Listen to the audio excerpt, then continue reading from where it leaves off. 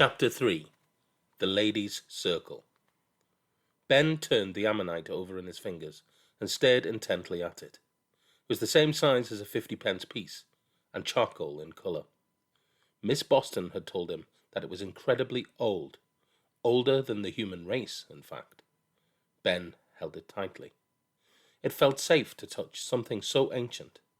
There was very little permanence in his turbulent life, and this small, time-polished fossil was like a magic talisman, a sign that perhaps things would be different from now on. It was late, and the three of them were sitting in the parlour. The curtains were drawn, and Aunt Alice had lit the fire as the night had grown chill. Now the children lounged on the wide sofa and sipped hot chocolate. Janet looked across at the old lady, whose face glowed in the flickering firelight. "Shall I tell you of the legend of the ammonites in St. Hilda?" Aunt Alice asked them. Ben pushed himself further into the cushions and nodded. The old lady gazed into the fire and began. "In the olden times, when Cadman was alive, the Abbess of Whitby was the niece of a great northern king. They were dark, severe days, and most of the people were still pagan, worshipping cruel gods on the moors and at the river mouth." Her quiet voice lulled Janet's senses, and she began to drift far away. The old lady's words conjured up vivid pictures, and she shivered, imagining the horrible things that must have happened in those savage times. "Well," continued Aunt Alice, after she had drained her mug, "it is said that the cliff top where the abbey now stands was alive with snakes. They were such a nuisance that Lady Hilda took up a whip or staff and drove them all into the sea, where, by her prayers, they were turned to stone. However, the three largest serpents had escaped her anger, and they rose out of the grass to strike her. Furiously, she hit out first and cut their heads clean off, while their bodies sailed through the air and were embedded in the wall of a house at the bottom of the 199 steps. And they are still there to this day, if you care to look." Ben groaned. Yet another soppy story. He liked the bit about the snakes, though. He examined his fossil once again and hissed softly to it. Janet stirred a little, but gazed at the flames through narrowed eyes. "Is any of that true?" she asked. "I mean, was Hilda really the niece of a king?" "Oh, yes," Aunt Alice assured her earnestly. "Edwin of Northumbria was her uncle, some say father. She was a princess in any case. Word got around that one of royal blood was coming to Whitby, and gossip confused the true facts, rather like Chinese whispers, I imagine. Eventually, half the population believed Hilda was a great sorceress, but we actually know very little about the real woman. The story of the snakes is obviously allegorical, the serpents representing the pagan religion which Hilda overcame. Still, it is a quaint tale. Now I think it's time for you both to go to bed. You've had a busy day, and so have I, what with the troublesome cats and balmy old Tilly." Janet dragged Ben from the cushion cave he had made for himself and his pet snake. Hissing like a puncture, the boy ran up the stairs. His sister followed behind him, and turned to Aunt Alice, who was carrying the 3 empty mugs into the kitchen. "Did you go to the estate agent's?" she called down sleepily. "Indeed I did," answered the old lady, raising her voice above the sound of the running tap as she rinsed the cocoa dregs away. "The house is not going to be knocked down. A woman has bought it. They weren't going to tell me, but I know the mother of the young man behind the desk. He told me a Mrs. Cooper had purchased the place. Has ideas of turning it into an antique shop. Ridiculous notion. We've far too many of those already, and the house is too far off the beaten track to make it worthwhile." Miss Boston emerged from the kitchen and smiled up at Janet. "Well, good night, dear," she said. The next day was Saturday, and the beginning of the folk week. Early in the morning, the 2 children raced round the west cliff, looking at the odd assortment of people who were turning up. They spent an interesting half an hour, watching cars and vans squeeze through the town while they tried to guess what sort of people were inside. There were Morris dancers, a whole gaggle of bagpipes, long-haired hippies with guitars and peace stickers, a fleet of flutes and penny whistles, a group of mummers dressed in the most outlandish costumes Ben had ever seen, and even 2 belly dancers. Whitby was heaving with people. Janet laughed as she realized how true Aunt Alice's words had been. There were a lot of bearded men, and they all seemed to have the same sort of clothes on. It was like some kind of uniform. A good thick jumper with a clean white shirt underneath, then brown corduroy trousers, and, for the really serious, the ultimate accessory was a pewter tankard attached to the belt. A jolly fat lady with cheeks like two beetroots clambered with difficulty out of a beaten-up old Minnie. Then she leant in once more and hauled out an accordion as big as a coffee table. She beamed at the children as she passed by. Ben stared after her eagerly. This really was the most extraordinary place he'd ever been. Something always seemed to be happening. The morning shadows dwindled and lunchtime drew near. Ben's stomach growled, and he reluctantly agreed with his sister to head back home. The town was seething, its streets thick with enthusiasts, musicians, tourists, and the poor locals trying to do their Saturday shopping. It took an incredibly long time to reach the bridge, and crossing that was another Herculean task. Janet sighed with relief as the narrow streets of the East Cliff closed round her. But even here, the crowds were phenomenal. She gripped Ben's hand tightly in case he was washed away on the tourist tide and launched herself into the flow. It was while she was passing the small post office in Church Street that the thought came to her, and she dragged her brother inside. It was jam-packed with people, but if she didn't do this now, she would probably forget. "What are we doing here?" Ben demanded. "I want my dinner." "I'm going to send Aunt Connie a postcard," Janet replied, gently pushing through the bodies till she came to the rack. "Can't I go home now? I'm starved." Janet ignored him and studied the collection of cards. It was a picture of the Abbey that she eventually chose, and she squirmed with it through to the counter. Strangely enough, nobody else seemed to be buying anything. Janet put her postcard down and looked through the glass at the postmistress. "Can I have this in a first-class stamp, please?" she asked. The woman was about 50. Her greying hair resembled a dilapidated haystack, and the sides of her mouth twitched nervously.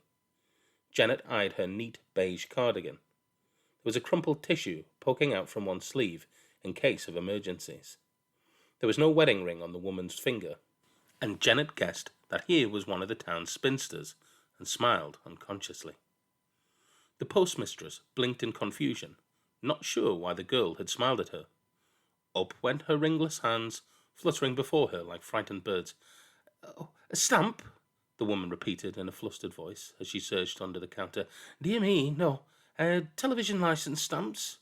She twiddled with the chain around her neck, attached to which were her glasses. "Oh, fly," she muttered. "I had them a minute ago." Janet smiled again. The woman was a terrible ditherer. How had she ever got the job? "Ah," came a grateful sigh. "There you are, you terrible thing." She pulled a large book of stamps towards her and put on her glasses before wading through it. "There you are, dear," the woman breathed wearily. "That's 45 pence, please." Janet counted out her change, and while the woman waited, the tissue flashed out and dabbed at her nose, then just as speedily was consigned to the sleeve once more. Janet took her stamp and postcard, thanked her, and looked round for Ben. He was not there. Then from the street came a terrible commotion. A car horn was blowing harshly, and voices were raised in anger. Janet put her hand to her mouth and ran outside, thinking the worst. A large old Bentley was attempting to plough down Church Street, and the driver was being none too gentle. Janet found Ben on the pavement, laughing at the surprised and angry looks of the people who were thrust aside. A girl in a bright orange and purple dress that had little mirrors sewn around the hem shouted equally colourful abuse at the occupants of the car and shook her tambourine at them furiously. Once Janet had got over the relief of finding her brother in one piece, she shook him thoroughly and angrily told him, "Don't you ever do that again. Do you understand?" But Ben was not really listening. He was still staring at the car, which had pulled up outside the post office. The driver was a bluff Yorkshireman in grubby gardening clothes, but on his head he wore a chauffeur's cap. He got out and walked to one of the rear doors. "Here we are, madam," he said gruffly as he opened it. Both Ben and Janet peered inside to see who this passenger might be. A large, flabby lady in a silk print dress and a fur stole, stepped heavily onto the pavement. Her hair was a pale peach colour, and there seemed to be an inch-thick layer of makeup covering her face. Her lips were smeared a sickly orange to match her rinse, but it just made her look ill.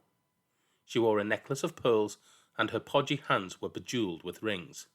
Janet thought she looked like a fat pantomime fairy. Ben began to giggle as the apparition waddled gracelessly towards the post office and brushed past them. Her perfume was incredibly pungent. He could almost taste it. The woman peered down her nose at the children and gave a peculiar excuse for a smile. Ben scowled. This was one of those phony acknowledgments, the sort the Rodders used to dole out. Janet nodded at her and shuddered as she wobbled into the post office. There had been lipstick all over her teeth. "Come on," she said to her brother. "Let's go and have lunch."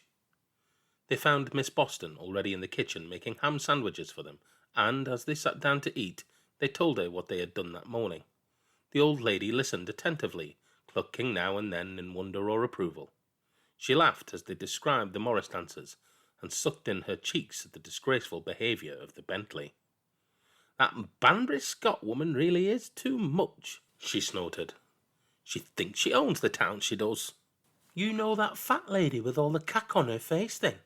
asked Ben, forgetting his manners.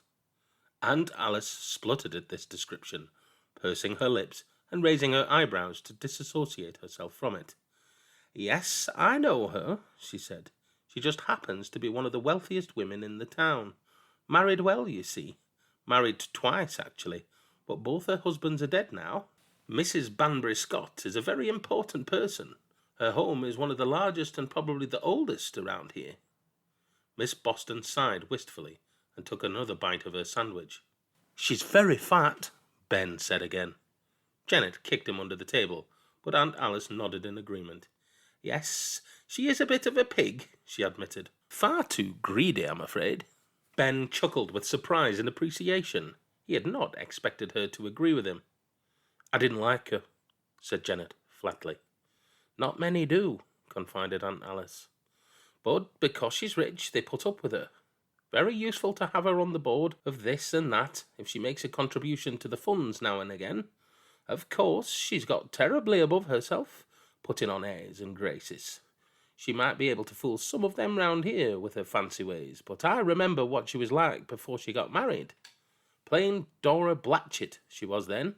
Father lived in the yard opposite, simple fisherman." She leaned back and stared into space for a moment. "Oh, but she was a lovely creature then. Prettiest little thing in Whitby. Another cruel trick of age." Ben licked the crumbs off the plate and looked round for something else. Miss Boston gave him an apple, but he looked at it woefully. He had been hoping for some chocolate biscuits. "She can't have any real friends, then," said Janet thoughtfully. "How awful to be liked just because you got money." "Oh, but she does have friends, dear," Aunt Alice quickly put in. "There's Edith Weathers, the postmistress, Mrs. Joyster, Tilly Droon, and—" Here she paused, then added guiltily, "and there's me.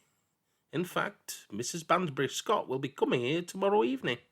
Our Ladies' Circle meets once a month." She cleared the plates away, while Janet puzzled over her words.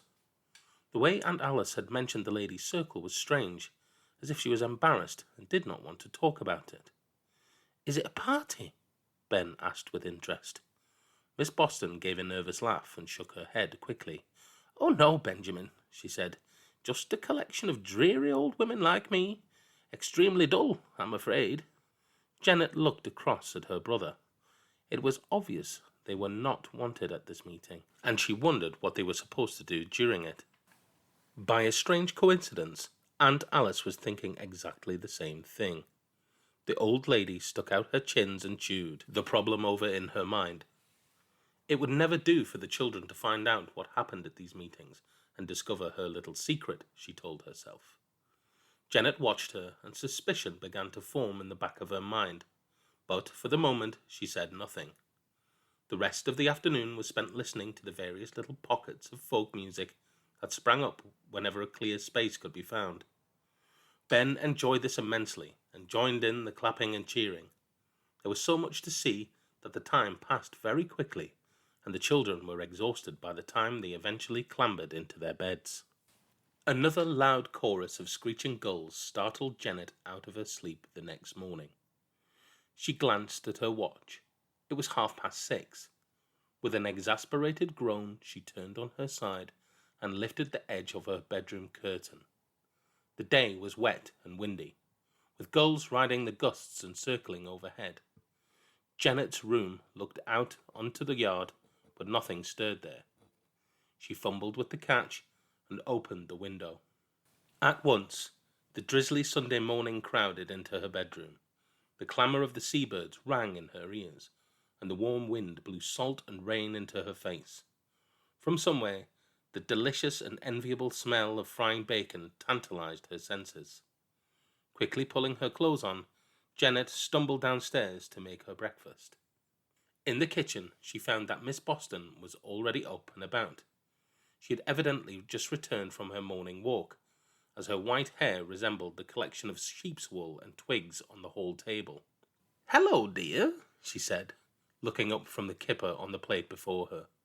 "Sleep well?" Janet nodded. "Yes, thank you." She slotted a piece of bread into the toaster and decided it was time to ask what had been preying on her mind. "Aunt Alice," she began casually. The old lady pulled a fishbone from her lips and glanced up. "Hmm? When will your friends be coming today?" Aunt Alice coughed and hastily covered her mouth. "Gracious!" she exclaimed in a fluster. "I must have swallowed a bone by mistake, tiresome thing." She took a drink of coffee, wondering all the while what the girl would ask next. "They usually arrive after tea, Janet dear," she answered eventually. "Why?" "I just wanted to know if you wanted Ben and me around," Janet replied as the toast popped up.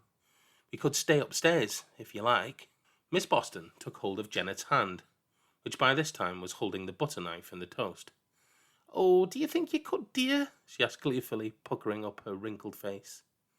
"That would really be such a help. Some of the circle are not very fond of children, and we do need to concentrate, you see." "Don't worry," Janet said.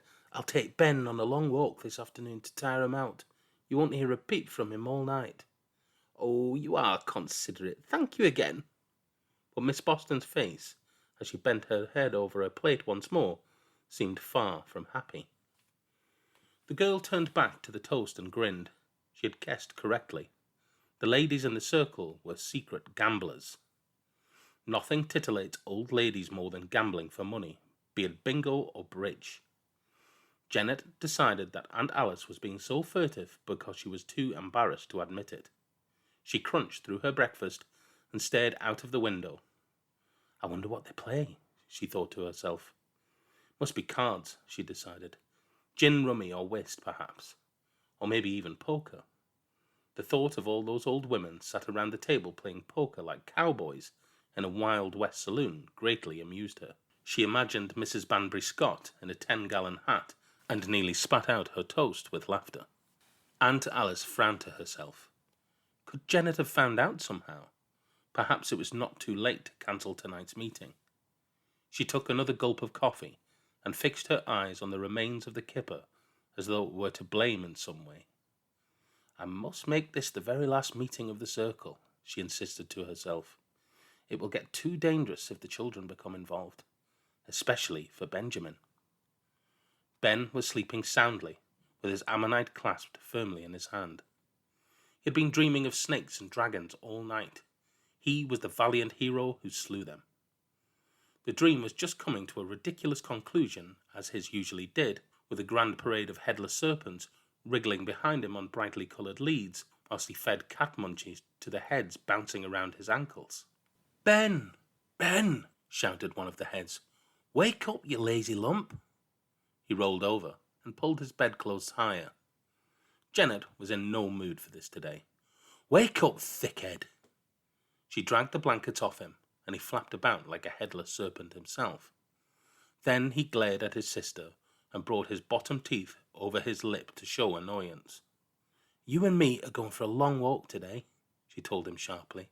"So come downstairs and help me make a packed lunch." "Where are we going?" he asked, wishing he could stay in bed all day. But she had already left the room. The drizzling weather was soon blown inland, and by mid-morning the sky was blue.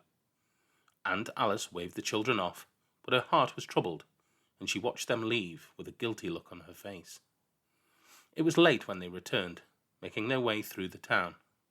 The children crossed the bridge to the East Cliff and wearily tramped up Church Street. "My dears!" Aunt Alice sighed with relief as they opened the front door. "You've been gone an age. I was beginning to worry." The old lady stared at their tired faces and tutted. "My goodness, you are a dozy pair, and look at the state of both of you. I'll turn the immersion on so there'll be plenty of hot water." Some time later, Ben lounged in his bed.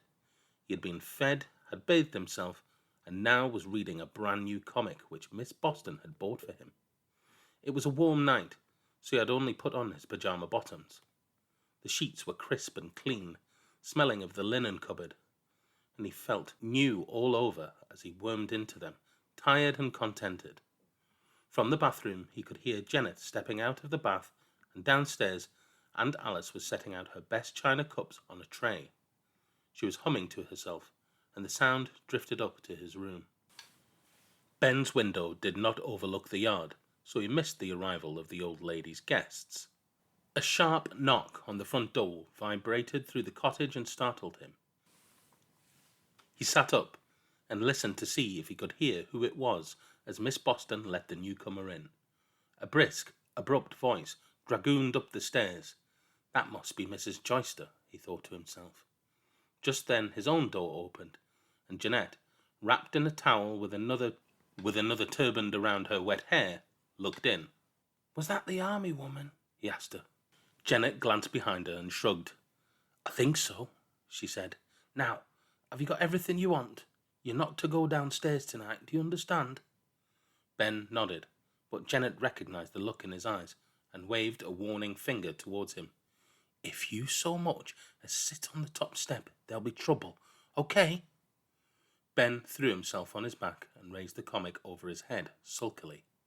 Janet closed the door and went to her own room. She heard some more guests arrive, and recognized Miss Weather's voice and that of Miss Doone.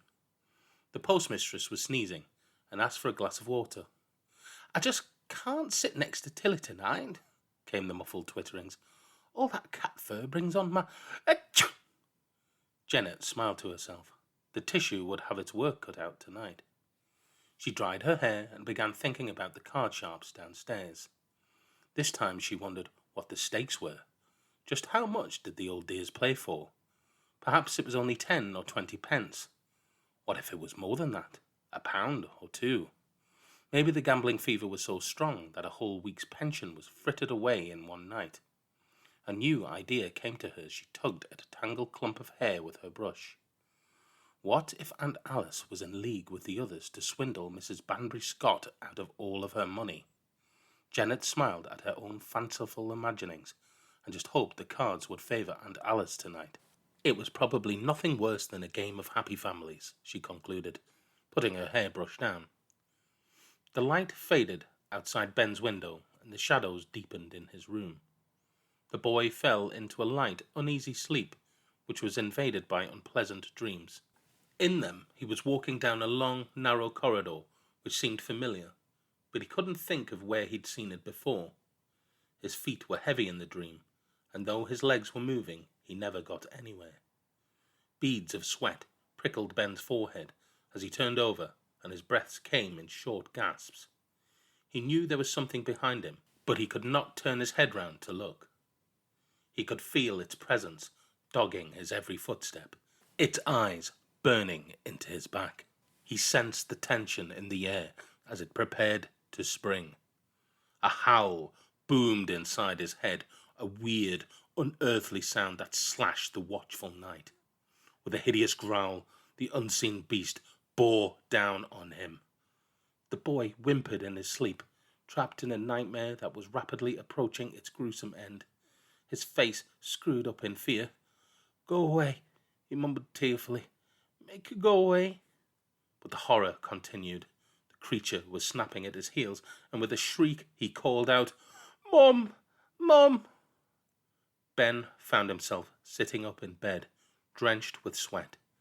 The room was dark, yet he could make out the figure sitting beside him quite clearly.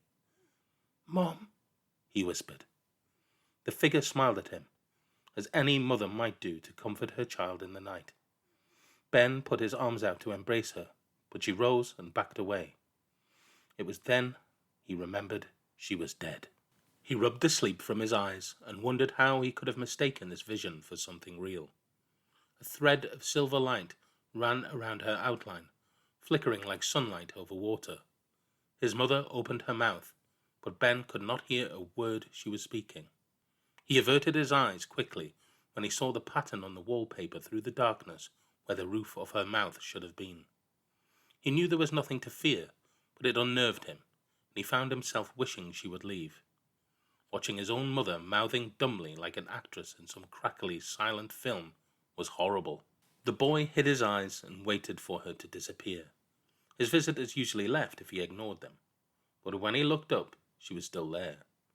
She had moved to the end of the bed and was kneeling down with her face turned sadly towards him. She had stopped trying to talk, as if she realized that it was upsetting him. Instead, she shook her head at her son with that gentle smile on her lips, which he remembered so well. That was better. Ben smiled back at her. She then inclined her head towards the door, beckoning Ben with her hands. Puzzled, the boy clambered out of bed and shivered. His sweat had become cold and he was chilled. Stepping up to the door, he looked up at the shade of his mother and asked her, with the expression in his eyes, what she wanted. The figure pointed at the doorknob. Trembling, Ben reached out his hand, slowly opened the door, and peered out. He was totally unprepared for what was on the other side and gasped in disbelief. There, crammed on the small landing, was a multitude of visitors. They were sitting on the banisters and crowded down the stairs. Ben could only shake his head and stare. He had never seen this many together before. The ghosts of 100 people were there. There were young faces and old, some wearing old-fashioned costumes and others dressed in clothes more familiar to him. But they all seemed to be waiting for something. A long line of them trailed down into the hall and gathered outside the closed parlour door. Although Ben did not understand why he saw his visitors, they sometimes seemed as real and ordinary as the rest of the world. The Roddice's husband had been one of these, but he could tell these forms were phantoms. Some of them were as transparent as glass, whilst others were just indistinct shapes made of grey mist. As he opened the bedroom door a little wider to get a clearer view, they suddenly became aware of him, and all of their faces turned in his direction. For a moment, Ben felt afraid, and he pulled himself back into the bedroom. But his qualms disappeared as the light which flickered around the apparitions welled up and illuminated the stairwell from top to bottom with a beautiful radiance. The blaze lit his face, and he glanced up to find his mother. She was no longer at his side, and it was some moments before he caught sight of her again in the hall below, motioning for him to follow. Ben stepped onto the landing and instantly regretted it. Every soul rushed towards him. They gathered thickly round, pressing in on all sides, their eyes imploring him to help them. They wrung their hands piteously before his face, their expressions desperate with the need to communicate with the living. He never actually felt them touch him, but it was suffocating all the same, and he hated it. It was like being surrounded by beggars and knowing you had nothing to give them. The pleading faces were images of sorrow and regret that burnt inside him, and a claustrophobic panic began to bubble up inside him. He had never experienced anything like this, and it frightened him. What were these spirits doing here, and what did they want? It was as if they had been dragged here against their will and were beseeching him to release them. "I can't hear you," he wailed helplessly. "Stop it! Stop it!" The boy closed his eyes tight shut and struggled along the landing. He had to escape from this clamouring madness, and he groped for the door of Janet's room. The throng of spirits parted before him like scythed corn. There it was, the doorknob. He fumbled for a moment, opened his eyes, and flung himself inside. "What's up?" asked his sister in mild surprise. She was reading one of Aunt Alice's books in bed, and had obviously not heard a thing. But once she saw how pale and frightened her brother was, she hastily put the book down and held out her arms to him. "Oh, Jen!" he howled, throwing himself at her. "They won't leave me alone, Jen. I can't hear what they're trying to say. Tell them to go away, will you? I've never seen so many of them before." He sobbed into the large t-shirt she used as a nightie, and the rest of what he said was unintelligible. Janet stroked his hair and tried to soothe him. It was a long time since Ben had had one of his turns, and she wondered that he should have one now. He seemed to be so happy here. Are you seeing things again, Ben?" she ventured. He nodded into her shoulder. "Mum's here too," he cried. "There's so many, Jen." Janet pushed him away from her and looked steadily into his eyes. For a moment, all her old suspicions about his visions had flooded back. But no, he was really scared. "Don't worry," she told him calmly. "I'll take a look outside and make sure there's no one there."